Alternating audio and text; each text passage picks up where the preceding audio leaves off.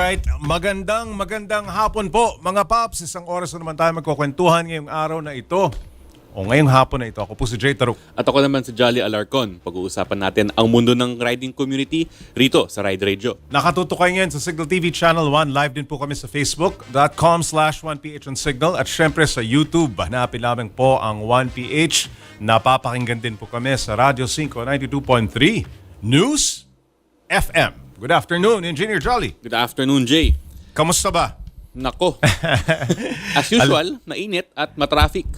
Alam ko, mahaba-haba ang kwentuhan natin later, no? Kakagaling ko lang sa isang ride sa Thailand, 'di ba? Pero alam mo, hindi ako napagod. First time to do a long ride in like 2 years, no? Ganun kalayo, no? 300 kilometers a day. Tapos 2 araw, so more or less mga 600, which is manageable, 'di ba? Pero talagang ang dami naming pinuntahan. Mamaya pag-usapan natin ang mas matagal pa, di ba? Yan, oo. Magbalitaan muna tayo. Pasadahan natin ang pinaka maiinit na motoring news nitong nagdaang linggo. Sinusulong ng LTO na at mga LGU ang pagpapatupad ng single ticketing system sa Metro Manila. Paraan daw yan para mas mapadali ang pagbabayad ng traffic violations. Sa ilalim ng panukala, hindi na kukumpiskahin ang lisensya ng mga lalabag sa batas trapiko, pero tataasan naman nila ang singil. No? So, Jolly, anong tingin mo dyan sa single ticketing system?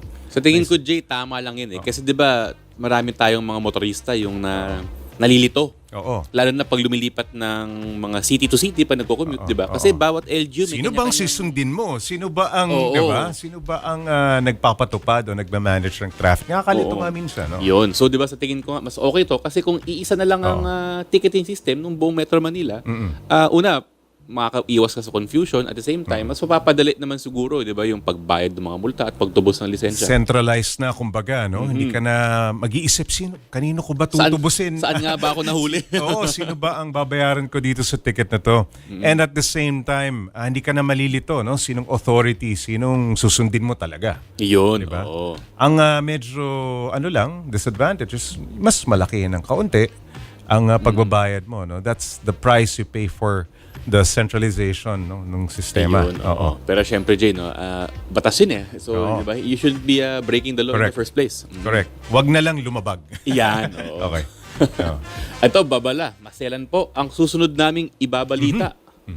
Naputulan ng kanang binte ang isang rider matapos masapol ang isang jeep na pa-U-turn sa isang kalsada sa Lipa, Batangas. Hindi agad na malaya na rider na naputol na ang kanyang binti yat nakuha pang tumakbo ng mga 50 meters. Kita pa sa CCTV ang pagtumba ng rider nang malamang wala na ang kanyang binti. Nako. Oo. Laking gulat naman ng kanyang nobya na nag-aangkas sa kanya. Oo. Sa tindi ng pagkabangga. Hindi na kayang maibalik ang naputol na binti. Hindi na kinusuhan ang driver ng jeep at nag-areglo na lang ang dalawang panig. Aray. Yan. Kita. Viral to sa Facebook, Jay, nung nangyari ito. Of course, oo, pinagkaguluhan at talagang pinag-usapan. Yan ang nightmare ng ating mga kapwa rider. Tayong lahat, ano?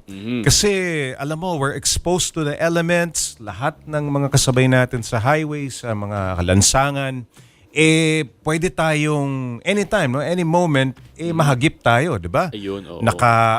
Kumbaga nakalabas ang ating mga legs, ang ating mga limbs, di ba? Ang ating ulo, helmet lamang ang proteksyon.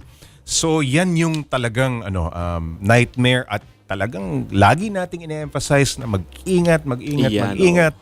Maging aware sa mga dumadaan sa paligid natin.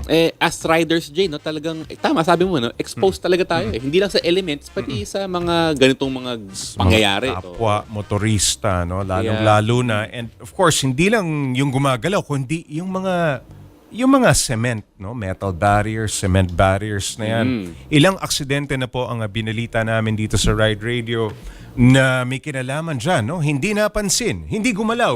Oo. Hindi gumalaw yung barrier na bangga. Kumbaga, inaantok. Yan ang masama. Inaantok, nakainom. So yan pong mga ganyang pagkakataon, very, very unfortunate, no, sa ating mga kababayan. No? Hindi lamang dun sa na-aksidente. Siyempre, di ba? Dun sa, for example, ikaw nakabangga, di ba? Ikaw yung nasabitan, isipin mo rin yun, di ba? Damay Na ka nagawa pa. mo yun. Oo. So, yun, dapat talaga, Jay, no? Nag-iingat. Defensive driving talaga dapat. Defensive driving. Kahit anong sasakyan po, hindi lamang po motorsiklo at yan po talagang mahirap po talagang magsisi sa huli, di ba? Yan, oo. Tama. Okay, Jolly, move on na tayo. Iwinigayway ng 3 Pinoy rider ang bandila ng Pilipinas sa Asia Road Racing Championship sa Thailand. Ayan, ito na naman ang ating good news. Ginanap yan sa Chan International Race Circuit kung saan nauwi ng Pilipinas ang first place sa unang leg ng karera. Narito ang report ni Mobile Journal King Senko. Mga Paps, 3 Pinoy ang nagbitbit ng bandila natin sa Asia Road Racing Championship dito sa Buriram, Thailand. Tara at kilalanin natin sila. Mula sa mga batang minsan nangarap, nakaabot na sa international stage ang 3 kareristang Pinoy na sina Giancarlo Mauricio, April King Mascardo at John Emerson Inguito. Ang racetrack narito sa world-class na Chang International Race Circuit. Ito po yung Asia Road Racing Championship. Yung lahat ng magagaling na riders sa buong Asia ay naglalaban-laban ngayon dito. Ang sa totoo po, tayo po ay isang powerhouse na po dito sa kategoryang tinatakbuhan po natin. Ito po yung UB150. 2019 lang nang huling magkampiyon ng Pilipinas. Ang pambato noon na si McKinley Kyle Paz, ngayon ay sa Europa na lumalaban. Kaya naman ang mga karerista natin, di maiwasang kabahan. Siyempre, kinakabahan tayo ngayon kasi nasa bandang unahan tayo eh. Yung pressure, yung kaba, nandun. Yung kategory to, parang clueless to eh. Wala mang cash prize, dito naman nasusubok kung sino ang mga pinakamagaling at Pinoy pride kumbaga. Lahat kami naghahangad na makarating dito sa pangareron to kasi best of the Asia na rider rin nandito. Puno man ng mga pagsubok ang unang karera, ang 25 anyos na taga Davao ang nag-uwi ng kampyonato. Uuwi tayo ng may dala, hindi luhaan. Masaya. Worth it yung pagod ng mekaniko, ng boss namin, lalo na yung mga effort namin sa training. Kaya sobrang saya. Sa pangalawa at pinakahuling karera, bumuhos ang ulan dahilan para hindi makapodium ang ating mga karerista. Pero hindi yan naging hadlang para maiuwi ni April King Mascardo ang overall third position. Mga Paps, ano man larangan, hindi talaga magpapahuli ang mga Pilipino. Taas no tayo, kahit saan, kahit kanino. Mobile Journal, King Senko po, hatid ang mukha ng balita. Ayun, mabuhay ang Pilipinas and congratulations dun sa 3 racer na yan. Nako. Yan ang mga bayani natin, Jolly, no? Sa ating community, sa ating industriya, no? Well, pwedeng maipagmalaki ng buong Pilipinas, no? Yan, oh. Ang At saka galing ng Jake, Pilipino. kitang-kita natin na talagang umaasenso na yung eksena, yung racing scene dito sa Pilipinas. Padami ng padami ang nakakapasok, nakakapodium, ha? Hindi lamang makapasok, makasali, kundi makapodium. Hindi lamang sa Asia, kundi pati na rin sa Europa, no? Europa, oo. Of course, sa Europa, andyan ang Alberto Brothers, diba? Si Troy and TJ, alam naman natin na lumalahok din sila, diba? Yan, oo. Alright. So ano nang susunod? Ay. Mga kaibigan, magbabalik pa po ang Ride Radio at sa ating pagbabalik, marami pa tayong pag-uusapan. May ride reviews tayo. At syempre, meron din tayong bisita, di ba? Yan, oo. Today, oh. Huwag po kayong bibitiw, magbabalik pa po ang Ride Radio.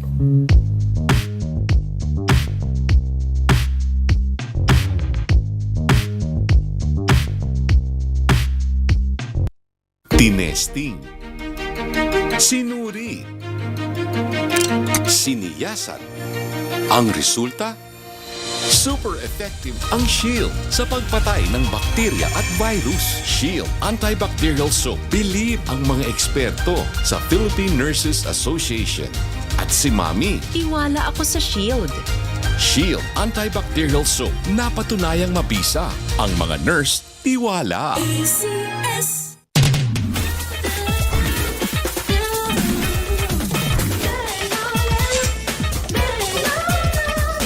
Isang LGBTQIA+ advocate.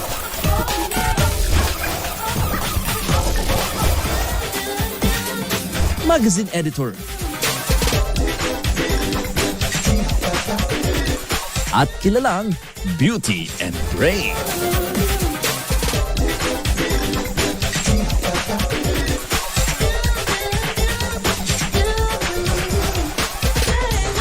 G3 San Diego. Ngayon, kasama na sa TikToks. TikToks. Abangan sa 1PH simula December 3, Sabado alas 8 ng gabi. I am fear. Pag merong kakaiba sa paligid, na suspicious. Like kung may bagong salita katulad ninyo, ako ang emosyon na sa brain ninyo. Sa dami ng problema, parang wala na talagang pag-asa. Pero, madaming dahilan para magkaroon ng pag-asa. Kailangan maintindihan natin at lagi tayong aware sa 5 basic emotions na yan para ma-manage natin sila at makapag-cope with stress.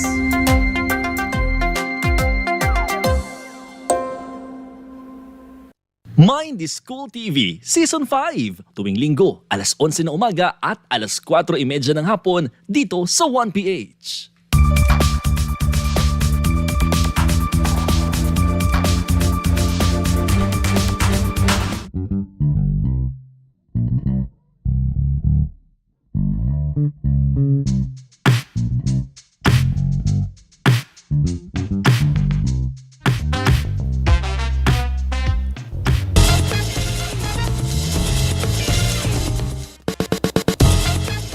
Yes. Nagbabalik po ang Ride Radio. Nakatuto kayo ngayon sa Signal TV Channel 1. Live din po kami sa facebook.com/1PH on Signal. At syempre sa YouTube, hanapin lamang po ang 1PH. Napapakinggan din po kami sa Radyo 5, 92.3 News FM. Jolly, Ride Reviews. Yan, para sa ating ride review ngayong Sabado, Jay, pag-uusapan natin yung sa tingin kong bago mo atang paboritong motorsiklo. May kinalaman sa sinakyan ko nitong Oo. nakalipas na weekend. Ano? Yan, Weekend oo. before Ito yung this ano, weekend, oo. ito yung BMW R18. R18. Oo. Alam naman natin, Jay, no? Background muna. BMW is sikat sila sa paggawa ng mga sports touring bike and mga adventure bikes. At heritage brands. Yan, oo. Heritage, So isa itong models. oo, diba? very well rooted sila sa kanilang heritage, diba? Correct. Pero yun nga, Jay, no? Hindi sila sikat sa paggawa ng mga cruiser motorcycles. Mm-hmm. Noong 1999, gumawa sila ng R1200C, di ba? Which is yung una-unahan nilang cruiser motorcycle na James Bond. na nilabas. Na-feature pa ito sa Tomorrow Never Dies. ng Yun, James Bond. pre-promote pa sa James Bond. Oo. Pero syempre nga, medyo sa tingin ko ahead of the curve ang marketing ng BMW. Napakagandang motorsiklo man ito, hindi ito naging commercial success kasi nga hindi pa ready yata yung ating mga riders Okay, for that okay. kind of bike. Oo. Pero syempre, yun nga, 2 years ago, nilabas itong BMW R18, which is a 1800cc na boxer engine na air-cooled pa. So ito nga yung pinakamalaking makinang ginawa ng BMW. The R18 is one of the most anticipated bikes ng BMW kasi ang research and development ito, ang tagal, Jolly. Oo. Pinag-aralan to ng mga Germans. Actually, no, Jay, no, nung bago pa na BMW release ang R18, they were teasing the media na maglalabas sila ng ganitong klaseng bike. Correct. Kasi ang nakakatawa dito is gumamit talaga sila ng isang prototype engine noong 1970s. Binunot nila sa kanilang archives. Sa kanilang bodega. Oo, sa kanilang bodega. Ayan, so old school na makina, tapos syempre in-apply ng onting modern tweaks, 'di ba? Para maging maging competitive ngayong panahon. Okay, siguro bigyan natin ng konteksto, Jolly. Bakit ba big deal, no, for BMW to get into the cruiser line, the cruiser market? Dahil alam natin na may isang namamayagpag dyan, diba? Isang brand na namamayagpag dyan at kilalang kilala, which is the US brand, the Harley Davidson. Yep. Okay, and the BMW motorcycle brand would like to cut into that pie, no? Gustong pumasok sa segment. Gustong pumasok sa segment na yun. That's why itong second attempt nila, second try, talagang inaabangan. Ano ba gagawin ng mga Aleman, no? Anong gagawin ng German? Oo nga, no, Jay. Yung R18 kasi, Jay, no? Or yung dati nilang bike na nilabas, yung R1200C, no? They tried to get part of that cruiser segment. Correct. So, ang naging problema lang, Jay, yung mga BMW na gumagamit ng mga BMW bikes, hindi pa handa for a cruiser bike. At the same time, yung mga cruiser na gumagamit ng mga cruiser, hindi pa handa for a BMW motorcycle. So, yun yung challenge. Yun yung problema. Parang sa marami yung kang pagpwesto. kukumbinsihin. So, yung ang ginawa ng BMW before they released the R18, unang-una, they were teasing the engine na pinapakita na parang hindi ito basta-bastang so, alam mo naman, Jay, no, lahat ng mga lumalabas ng mga makina napaka-high-tech eh. Correct. Parang pinapakita nila na itong motorsiklo na to, though may modern technology, hindi siya yung tipong cutting edge or talagang state of the art eh. Pero it's an engine that works, tried and tested, bale. Tapos at the same time, being a heritage brand, BMW patterned the bike from a motorcycle na nilabas sila noong 1940s. So yun yung sinasabi ng BMW R5, isang Art Deco style na motorcycle.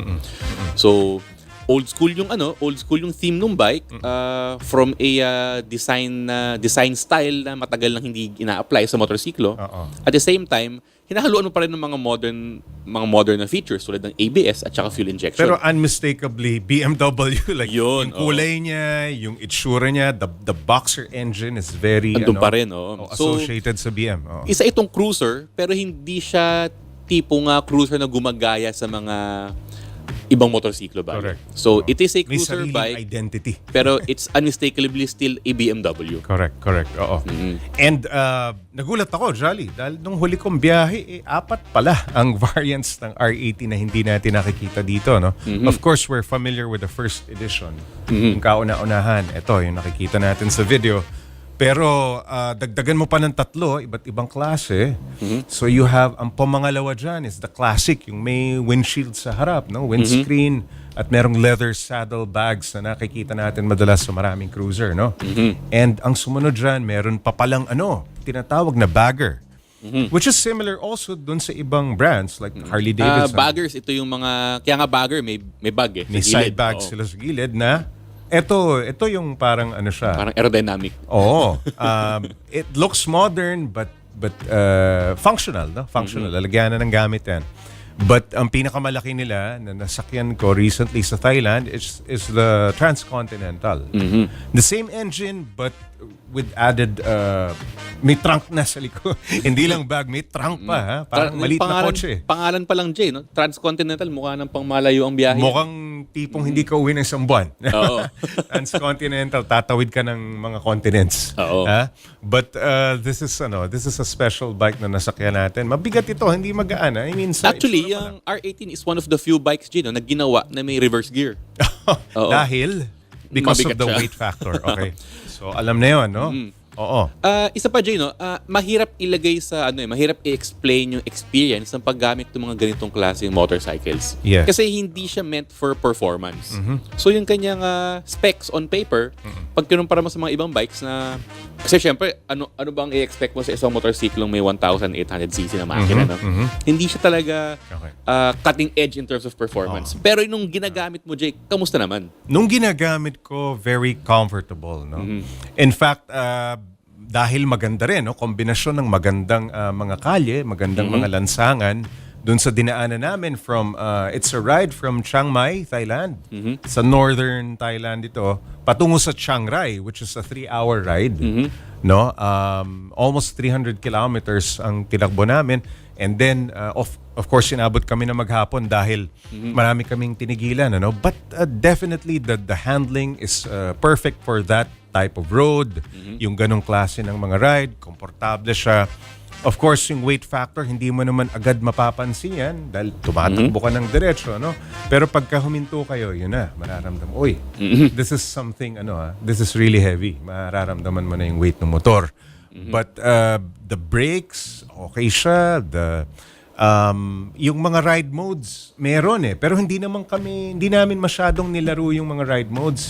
Nakaset lang dun sa isang klase ng ng riding mode, dire-diretso lang. Hindi naman kami inulan, hindi ko nasubukan sa bad weather.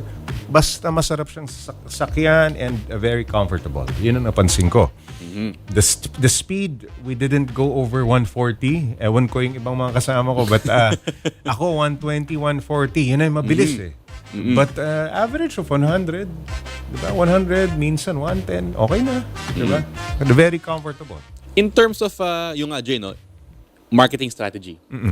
Yung nga, yung nangyari, medyo nagka-problema sa R1200C before, no?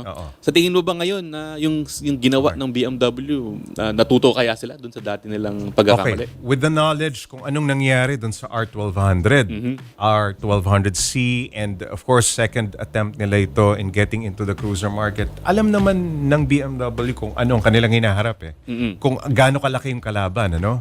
They know sinong namamayagpag dyan sa genre na yan. So, ang pagpasok nila is talagang premium. Unang-una, larger context, no? Ano ba itong motorsiklo na ito? Hindi mo to gagamitin ng everyday commute sa maliliit na kalye, di ba? Number 2, pagka medyo bagito kang rider, I think magdadalawang isip ka to purchase an R18. Bakit? Maraming considerations yung pag-handle ng ganitong motor, tapos mabigat, tapos ganito kabilis, tapos you have that boxer engine, which is also a factor. Hindi lahat sanay sa boxer engine, flat twin. So may requirements, riding skill na kinakailangan, no? So doon pa lang ma-eliminate mo na at ang pinakamahalaga sa lahat, budget. Hindi mura itong motor na ito. It's a premium motorcycle na palagi ko, if you have a motorcycle na ibang discipline, ibang genre, you'd like to try, for example, ayaw mo mag Harley Davidson, gusto mo mag ibang brand, you can go for this, or di kaya Prestige, or probably you're a fan of the brand, BMW. Yun lang yung mga reasons bakit tsaka, of course, may pambili ka dapat. Yun lang yung mga reasons na you'd go for this bike, no? So, very limited, very niche, kumbaga, kung i-consider mo ang Philippine market. Pero bakit nandito yan sa Pilipinas, di ba? Ibig sabihin lang yan, gano'n na kalaki ang aring motorcycle industry. So the market is that big na yung niche na yon meron pa ring demand. May demand na. Nagde-demand. Meron pa rin siyang kumbaga, meron pa ring susubok at bibili at mag-try to own one R18 motorcycle. So, yun yung tingin ko. Iyan.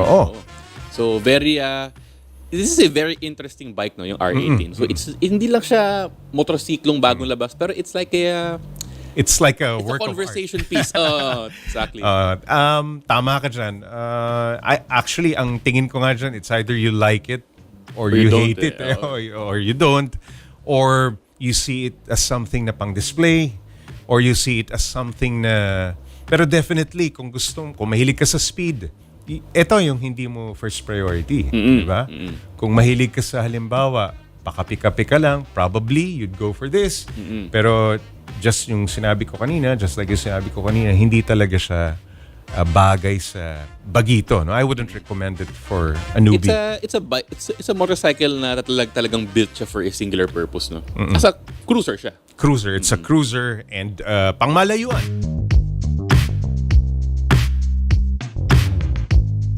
May purpose ng bigat.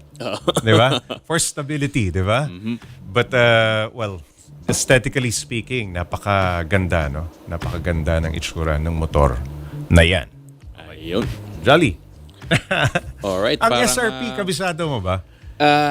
It's almost 2 million, no? 1.9950. Nagbabago lagi ang SRP. Pero sa huli ko ang balita, nasa range siya ng 1.9. 1.9. And that is for the first edition. First na lumabas edition. last year.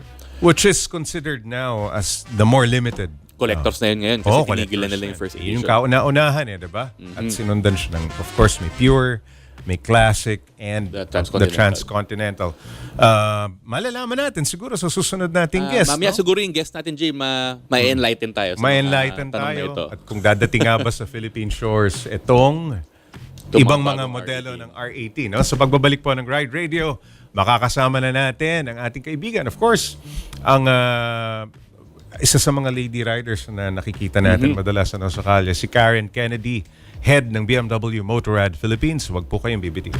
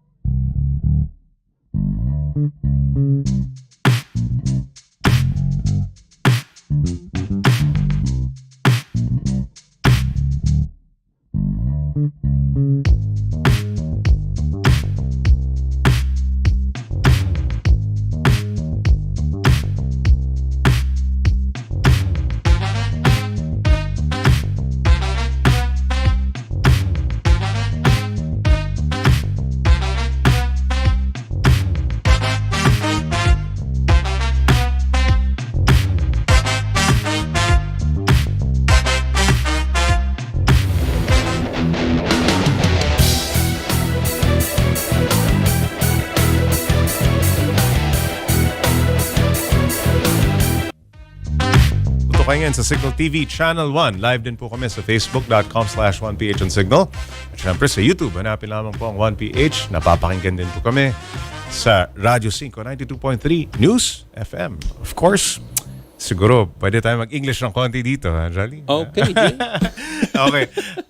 Makakasama na natin our friend, Miss Karen Kennedy, head of BMW Motorrad PH, Motorrad Philippines. Hello, thank you. Hello, Karen. How are you? I'm great. How are you guys? How's BMW? I know you Awesome. guys are busy. No? Yeah, The past few very, days, very busy. The past few weeks and the past year. Yeah, we're working on a lot of things for our riding community. So, Yes, that's why very busy, and there's a lot of exciting things coming. Yes, and speaking of exciting things, no, the last weekend Yeah. was really special for me and, of course, TV personality and our sikat friend, no, Mr. Kim Atienza. Yep. We did this ride. No, it's called the Great Getaway Thailand. Can you Yes. tell us something about this?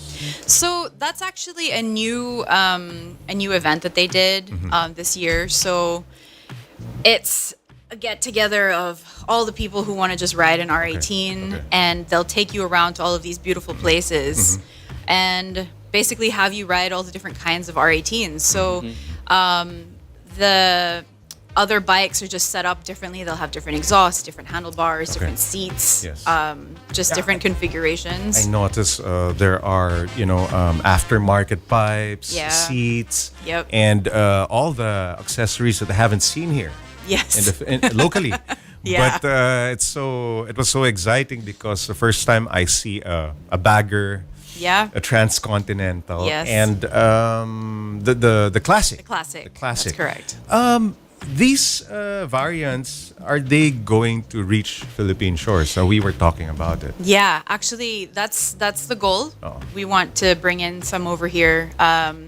We want to really enliven the R18 community in the Philippines. So definitely, I think we can expect to see some of those transcontinentals and baggers Okay. coming into the Philippines. Yeah. Pero besides the great The Great Getaway, Getaway, yeah. Thailand. Oh. besides the great getaway, it's focused on the R18 eh. Is there any other events that BMW organizes to showcase Using a different bike naman. the different model offerings that BMW has? Well, yes, there are naman, but most of the time it's just the Motorrad days. Although that's not a bike-specific ride, it's more of or tour. Sorry, it's sort of just general adventure bikes. So it could be like the most usually it's a GS. Yes. Could be the S1000 XR, the F900 XR. Correct. So, from what I understand, there's just this great getaway that was All done right, in all right. Thailand, and there have been others that are solely focused on the R18 Oo. because there is really a big community that BMW wants to build with the R18. So we a rode beautiful bike. with the other, fellow riders, fellow journalists, and influencers from, the different parts of Asia and Europe and Yeah. Middle East, and it was so great to ride with them and share experiences with the bike, using the bike. And this R18 motorcycle is something that is not, this is not common, Karen. No? How many units have we brought in to the Philippines? To the Philippines so far, Maybe less than 100. Ano? there's a little more. There's a little. Yeah, more. there's a little Okay. more. So it's a community that has still to sort of grow a little bit more here. Okay. I guess because the release of it came out During the pandemic. during all of the lockdowns. At the height of the lockdown. Right, Yeah. and it's one of those bikes because it's such a beauty that you kind of want to show it off. Correct, So correct. it's still only just starting to really boom now. Okay. So hopefully we'll be seeing a lot more of them on the road. Who rides? No? What defines Actually, an R18 parang rider? Jay and I were talking What about defines an R18 rider? Yeah. who goes for an R18? I mean, I would go for, because I would go for all types of motorcycles. I would go for scooters, for like scramblers and classic bikes. But who would go for an R18? Well, the Miss Universe answer would be everybody. Hey, everybody. Everybody. It's for everyone. It It's is though, for it is. everyone. And it's basically it's one of those bikes where you just feel so cool when you ride it. Like, so it's basically for anybody who just wants to just feel amazing. It looks like it's really an attention grabber. Quick side story share. Correct. I have never been on any motorbike before that has garnered people taking videos of me on the expressways other than the R18. Like when I'm on the R18, I literally have had like 5 or 6 people sticking their phones out. Looker talaga. Yeah, it's really a looker. So I think basically, really it is for anybody. Although because it is a heritage bike and it is, it's very customizable. It's basically for people who just love to have a nice, comfortable, chill ride. Maybe a little bit more into the heritage type of bikes. Would you say dun sa mas matatanda ng konti? Absolutely not. No. Definitely not. Because why? It's why would you have to? For me, like, why would you have to wait to be a certain age to fit on To own any kind of something like bike? this. Yeah, I think if you want to look cool on two wheels riding around, then R18's it. Pogi Guwapo Sobra. And it's, like when I said, it's nice and chill. It's got a lot of power too. Yes. So, you wouldn't be feeling any discomfort like if you're on the expressway and you need to maybe pick up a little bit of speed. It's right there for you. But it's very comfortable too, considering it's a cruiser. Of course, Karen. Of course, aside from being the head of BMW Motorrad PH, you ride. Of course, you're a rider and you ride frequently. And Yes. you've ridden this R18 for quite some time now, di ba? Yeah. For a number of times now. But yung places na napuntahan mo as a rider, saan mo na nadala itong R18? The farthest I've gone with the R18 really is actually when I was in Thailand as well. Just because we had some training over there with them, and it was beautiful long rides. We would do about 200-300 kilometers a day. I think that's about what you guys did as well. Did you also go to Chiang Rai or Chiang Mai? No, we stayed in Pattaya. We went to Pattaya. It's a different city. Yeah, different city. So we didn't get to go, I think, to as far as you guys did. Okay. Unfortunately, here in the Philippines, I haven't had a chance to go too far on it just because, like, as we mentioned, it came out during all the lockdowns. But tomorrow I'm riding the R18 to Ilocos Sur, to Vigan. Yes. North. No, Yes. north. Far north. So that's going to be a good long ride. Oh. And hindi naman for long rides lang. Parang bagay din siya sa mga breakfast, mga quick rides, no? Coffee rides, no? Yep. And you've ridden it, for example, sa Tagaytay probably? Sa malapit na lugar? Yes. Yes. Nearby places. I've also ridden it to Batangas. Yeah. So paano siya? maraming nagtatanong, no? Paano kung traffic? Paano kung short rides? Okay pa rin ba? Yes. Traffic, obviously, it's a big bike. It's Okay. big, it's long. It makes it a little bit harder to, get through maneuver. really tight traffic. But you'd be surprised, actually, how easy to maneuver it is. It looks very daunting when you first see it, but when you sit on it and you actually take it around, you'd be surprised how easy it is. I think short rides, it's great as well. Manageable. It's very manageable. Yeah. Engine heat usually is the question, no? Engine heat. I've been stuck in horrible traffic on EDSA with it. Okay. So of course naman. it's expected. It's a big bike. There's going to be a little bit of heat, but considering that it's an 1800cc bike, the heat's very minimal. So it's actually very tolerable, and also it's a very comfortable seating position. So you can easily just put your feet down and just hang out. It doesn't vibrate really, so you don't feel like the. Actually, that's the magic nung the way the designers made the R18. It's a huge bike, pero once you sit in it and it starts running, parang the entire heft ng bike just disappears. Yeah. Surprisingly, yung engine heat, yung tinanong ko kay Karen, hindi siya ganun kainit. I mean, well, it helps also if you're riding in a cooler country. places and cooler countries. For example, the Chiang Rai is the weather's perfect, no. Yeah. Para siyang Sagada. Medyo mataas yung elevation, the weather's cool. And then you're just cruising around, looking at the beautiful places, scenic places. And of course, the elephants. The we elephants. were able to... I met nakakatuwa. si Kuya Kim kasi tagged me in that in one of his posts, and I was like, my gosh, ang sarap naman. You get to meet all the elephants. Swerte, no? Nagkataon we were able to... Actually, I don't know if of course it was planned, but we were all surprised because we weren't expecting it. Yeah. And ang lalaki ng mga elepante, malaki din yung motor namin. So, bagay. Yes. Pwede. And it's actually super cool. The pictures that you guys posted, the bikes there, you're sitting on the bike, and then the elephants are just around they're us. just chilling out right behind you. And So these are it's cool. really tame and I think well-trained din yung mga elepante, Jolly, no? Ang gandang background nga nung ng mga motor eh. I mean, we were overwhelmed, no, to see those elephants around us. Ayan, no? Kita mo, Jolly. There, Look at the photo, di ba? And walang fear or anything. Parang they look relaxed also around people. Yeah. So we enjoyed talaga the company of these elephants. And we were thankful dun sa aming mga guide.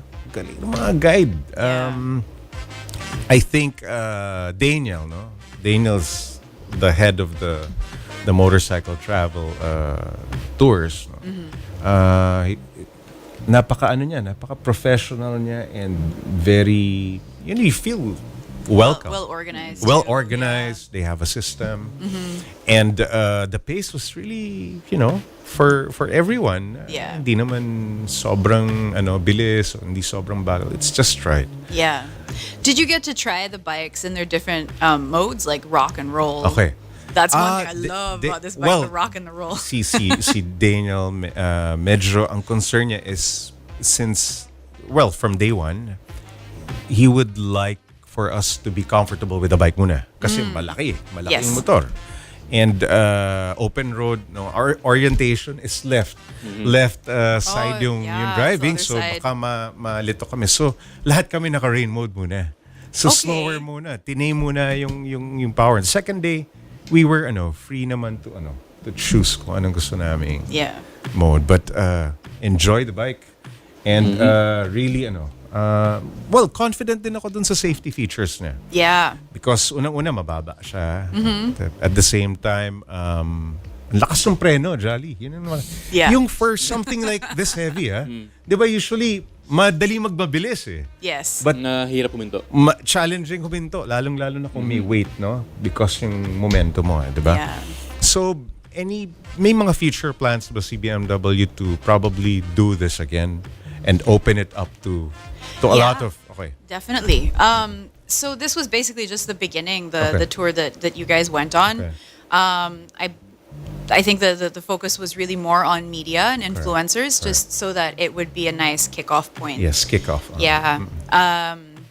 Definitely, it would be nice to have, because obviously there's Motora Days, which many riders already know about, and this is held in different countries. Okay. The main being in Europe, right?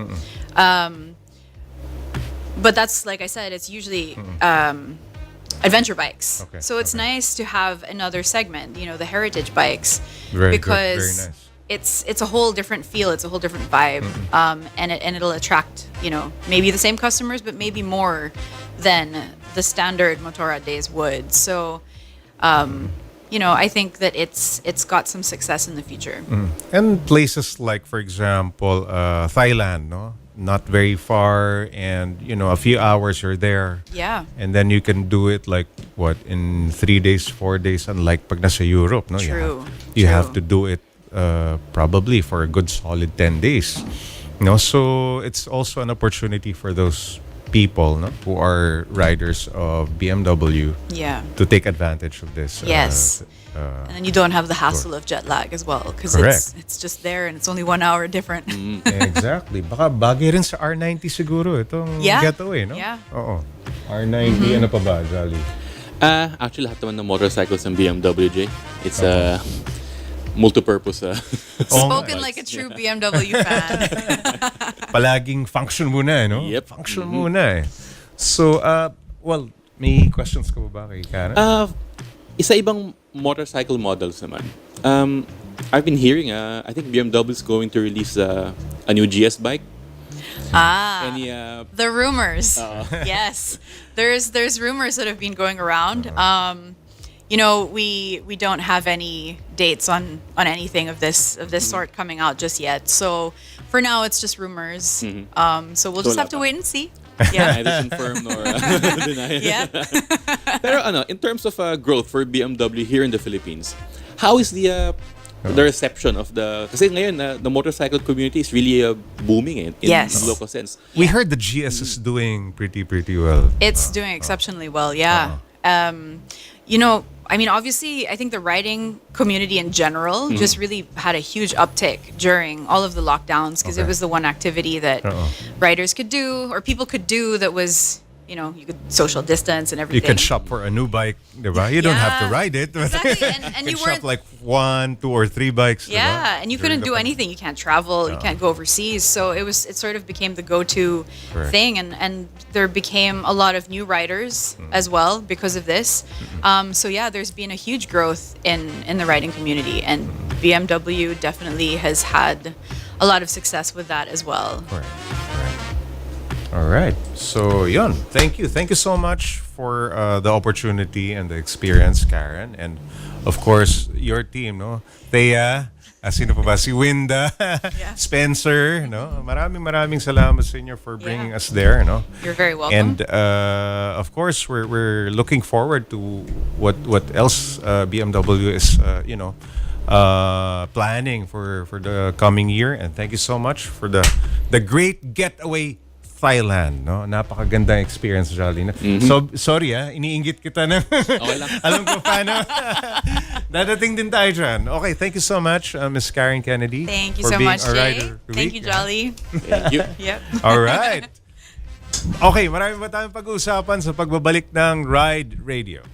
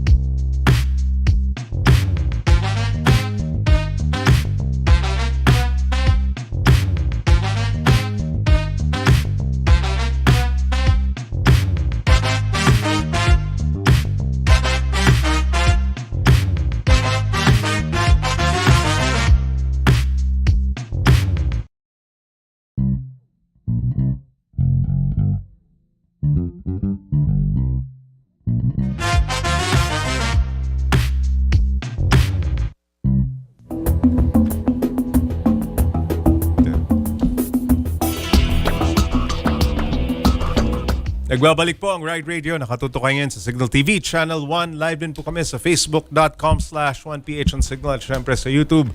Hanapin lamang po ang 1PH. Napapakinggan din po kami sa Radio 592.3 News FM. At ang lagi po namin paalala, maging maingat sa kalsada. Di ba, Jolly? Yun, oo. Ugaliin natin magbigay sa kapwa motorista dahil share the road, ika nga. Narito ang aming road safety reminder of the week. Kakatapos lang ng Philippine Motor Heritage Weekend 2022 last week at nakita naman natin na buhay at palaki pa nga yung riding community na interesado sa vintage at classic motorcycles. Bakit naman hindi? napakaraming nagagandahang lumang motor na fully restored at well-maintained sa bansa. Pero sigurado, yung iba nagtatanong, pwede nga ba yung gamitin sa lansangan? Papasa kaya yan sa emission testing kung sakali? Nagpunta kami sa Quick Private Motor Vehicle Inspection Center sa Angeles, Pampanga para alamin yan. Regarding dyan sa standard na binigay ng DOTR at sa DNR, pagka brand new, di ba, mga 1 year, 3 years pa lang yung motor vehicle mo, meron silang standard na pag CO, carbon monoxide, is nasa 2.5 level muna. The more tumatanda, tumataas din naman yung kanyang restriction. So, nagkukan din naman doon sa age ng So, ito motor. sana yun kasi syempre, yung mga lumang vehicles, Yeah. iba ang emission standards nung panahon So, syempre, hindi ba magkakaproblema itong mga like, meron akong vintage motorsiklo o kotse? Nagbigay naman si DOTR ng guidelines regarding doon sa mga hanggang saan limit. So si computer na nag-a-adjust doon kung anong model. Once na na-input na namin sa system, nadidetermine na sa system kung anong year model. Kaya akala nila, pagka luma, bagsak. Hindi. Dapat, nagkukan siya sa age ng motorcycle at saka yung mileage niya. So lahat ng factor yan, nakakompute na.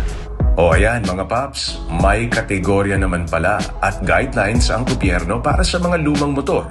Pero gaya nung mga bago o modernong motorsiklo, regular na maintenance talaga ang kailangan para mapanatili nating maganda ang takbo ng ating mga vintage at classic na motor. At masigurong papasa ito sa emission regulations para iwas huli sa kalsada. Alright, yan po. Alam mo, nagbaliktad. Kumbaga parang nag-flashback ako bigla. No? A few weeks pa lamang ang nakalilipas nung natapos ang ating Moto Heritage Weekend. Pero, ang good times. Eh? Dami nangyari. Ang dami nangyari. Okay. Well, magkita-kita po tayong muli rito sa Ride Radio sa susunod na Sabado. Ako po si Jay Taruk.